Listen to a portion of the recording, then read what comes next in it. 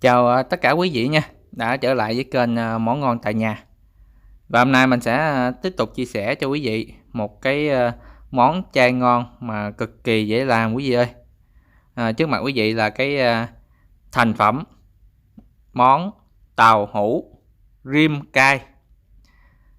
Thì cái món này quý vị sẽ được thưởng thức chung với cơm trắng nè, hoặc là mì khô hoặc bún á quý vị, ăn kèm với rau sống rất là ngon, với cái hương vị hơi mặn mặn nè, đặc biệt là cái hương vị cay, nếu mình thích cay ít cay nhiều thôi quý vị. Đó, đây là thành phẩm mình vừa mới làm xong. Đó, có chút xíu đậu phộng nè, với mình trang trí một xíu rau sống, ăn vô cùng ngon và hấp dẫn. Thì để thực hiện cái món này như thế nào, một cái món ngon rất là dễ làm tại nhà, thì mời tất cả quý vị cùng vào bếp thực hiện cùng mình nha.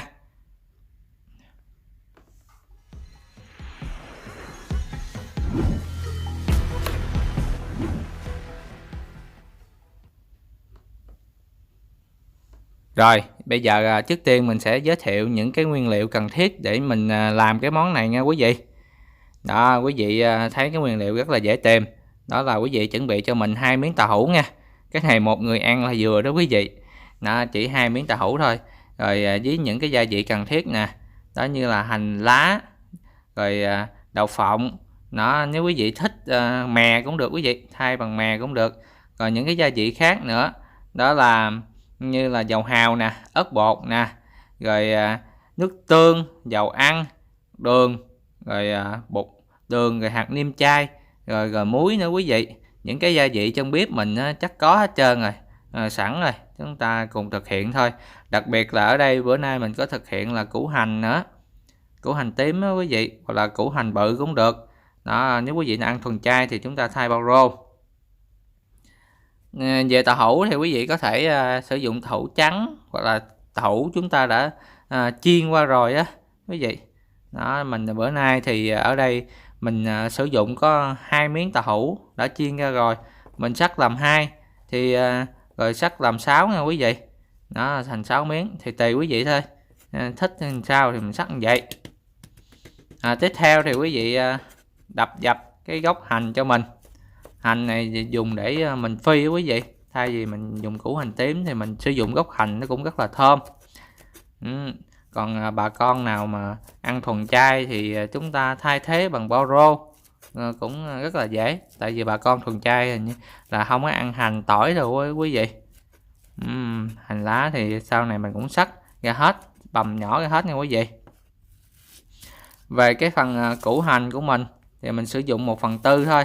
Đó, mình cũng cắt nhỏ ra và mình băm ra luôn nha quý vị, băm nhỏ ra luôn để một chút mình khử chung á, mình phi chung với cái phần gốc hành cho nó tăng hương vị thơm lên. Rồi bây giờ mình sẽ chuẩn bị cái phần nước sốt nha quý vị. Đây, cái phần nước sốt để một chút xíu mình rim. Trước tiên là một muỗng canh nước tương. Sau đó thì là một muỗng canh, cái này là dầu hào á quý vị. Dầu hào quý vị sử dụng dầu hào chai nha, chúng ta lại mấy tiệm tạp hóa chai người ta mua. Rồi tiếp theo là quý vị cho mình nước vào. Nước thì ở đây là mình sẽ sử dụng khoảng 3 cái muỗng canh, cái giá canh á, giá mình múc canh nhỏ quý vị, 3 giá nha. Rồi bây giờ mình sẽ hòa cho nó quậy lên, cho nó hòa quyện cái phần nước với cái phần nước sốt mình, nước tương với dầu hào. Tiếp theo là mình cho một muỗng canh đường vào nha quý vị. Đó, mình sử dụng đường cát trắng. Rồi tiếp theo nữa cho thêm một muỗng nữa, tại vì mình sử dụng nước tương với dầu hào nữa thì nó hơi mặn mặn, thì mình sử dụng ở đây là 2 muỗng canh đường. Đó, mình cũng hòa quyện nó vô, mình quậy cho nó tan cái phần hỗn hợp này. Cái này mà các bạn có thể nêm nếm lại nha. Mà tiếp theo thì để cân bằng cái hương vị nó, mình sẽ cho một cái muỗng canh hạt nêm vào. Các bạn có thể sử dụng bột ngọt cũng được. Rồi bây giờ mình sẽ thêm nửa muỗng muối cho nó cân bằng cái hương vị của mình lại. Lúc này các bạn có thể nêm cho vừa cái gia vị của cái gia đình mình nha. Lúc này các bạn có thể nêm lại được. Tiếp theo rim cay thì chúng ta có không thể nào mà thiếu ớt quý vị. Tàu hũ rim rim cay thì chúng ta phải mặn mặn cay cay nha. Ở đây thì mình sử dụng 1 muỗng thôi, ớt này nó cũng không cay lắm, tại vì mình ăn cay cũng không giỏi nên mình sử dụng 1 muỗng thôi. Đó. Rồi tiếp theo thì trước tiên thì quý vị cho mình dầu vô, mình cho khoảng nửa chén dầu quý vị, nhiều thì chiên cái phần tàu hũ của mình á, mọi người còn gọi là đậu hũ đó, thì mình chiên lên nó sẽ vàng giòn ngon hơn. Cho nhiều dầu xíu quý vị, và cho lửa lớn lên luôn ha, thì mình chiên nó sẽ rất là mau, và cái miếng tàu hũ của mình á nó cũng vàng giòn rất là đẹp, ở ngoài nó còn giòn ha, ở trong tàu hũ của mình nó vẫn còn mềm. Khi mình để lửa lớn á quý vị, đó, để lửa nhỏ thì nó sẽ mềm cứng ở trong, rồi miếng tàu hũ mình á ở ngoài nó cũng cứng luôn. Đó, tùy quý vị thích thôi, mình thì để lửa lớn để cho ở ngoài nó mau vàng giòn, mà ở trong nó còn mềm mềm, nó rất là ngon đó quý vị. Xong rồi mình sẽ gấp cho nó ra dĩa luôn nha quý vị. Rồi tiếp tục thì mình cho bớt cái phần dầu ra, mình để còn một ít thôi, mình để cho dầu nó còn nóng á, mình cho cái phần gốc hành với cái phần củ hành vào nha quý vị. Đó, rồi mình phi lên nè quý vị, phi lên. Lúc này nó rất là thơm, quý vị xem nè, nó rất là thơm luôn quý vị. Nó để cho nó vàng vàng hơi hơi là được rồi nha quý vị. Nó bây giờ nó đã vàng được rồi nè, nó rất là thơm rồi. Đó, mình sẽ cho cái phần nước sốt của mình vào. Lúc này cho vào mình để mình lửa cũng vừa vừa cho nó bốc, nó sôi lên nha quý vị. Đó, bây giờ rất là thơm nha. Rồi mình dùng đũa mình đảo đều luôn. Rồi để mình khử phần nước. Nó bây giờ nước của mình cái nước sốt nó đã sôi rồi, quý vị có thể nêm lại lúc này cũng được. Đó, nếu là thấy mà cái độ cay mà nó chưa được á thì mình cho thêm ớt vào. Đó, giờ mình muốn cay hơn chút xíu mình cho 1 muỗng ớt nữa, ớt bột đó quý vị. Đó, mình có thể cho 2 muỗng cũng được cho nó thiệt cay. Đó, mình ăn cay vừa thôi nên mình cho ít. Rồi sau đó thì quý vị khi thấy nước nó sôi, nó hơi kẹo kẹo chút xíu nè, đó thì mình cho cái phần tàu hũ vào để mình rim. Cho hết cái phần tàu hũ. Bữa nay mình chỉ làm 2 miếng thôi quý vị. Làm một người ăn 2 miếng thôi. Quý vị nào ăn ở nhà đông thì mình sử dụng 4 miếng 6 miếng, thì mình tăng cái phần gia vị của mình lên cho nó phù hợp. Nào các bạn để cho nó rim nó lại khô như vậy là được rồi đó quý vị.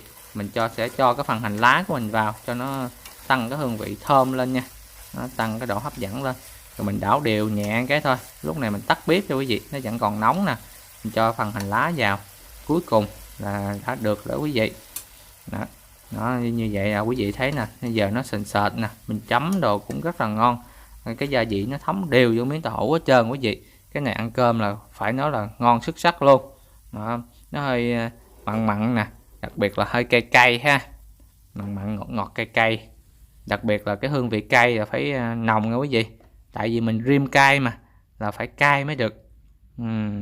Đó, tùy quý vị có thể thêm vài muỗng vô nữa cho nó cay, nếu gia đình mà có em bé thì ít thôi. Đó, sau khi mình cho ra cái dĩa mình cũng sắp xếp lại chút xíu thôi quý vị. Đó, sắp xíu lại cho nó đẹp. Mình thì cũng không khéo tay lắm, thì mình chỉ sắp tạm tạm thôi quý vị, để cho nó đẹp. Rồi mình cho cái phần mình còn đậu phộng nữa quý vị. Đậu phộng thì mình rang lên. Quý vị mà không có đậu phộng rang sẵn thì mình mua đậu phộng nguyên vỏ về mình rang. Mình rang lên với cái lửa nhỏ, mình bỏ vô chút xíu muối á quý vị. Mình rang cũng rất là nhanh để có đậu phộng mà giòn lên, mình gãi lên rất ngon. Mình có thể thay thế bằng mè cũng rất là ngon nha quý vị. Đậu phộng hoặc mè đều ngon. Đó, mình sắp sơ sơ về được quý vị. Đó, sau khi mình sắp xong thì bước cuối cùng á là mình sẽ cho cái phần đậu phộng mình vào.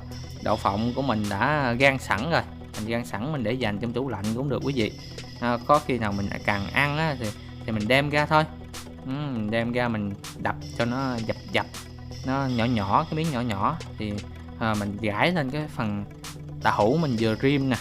Đó, ăn nó hơi mặn mặn ngọt ngọt, đặc biệt là cái hương vị cây nó nồng lên ha, kết hợp với chút xíu đậu phộng nó giòn giòn đó quý vị, ăn rất là ngon. Nó cái này là rau húng nè quý vị, húng lủi á.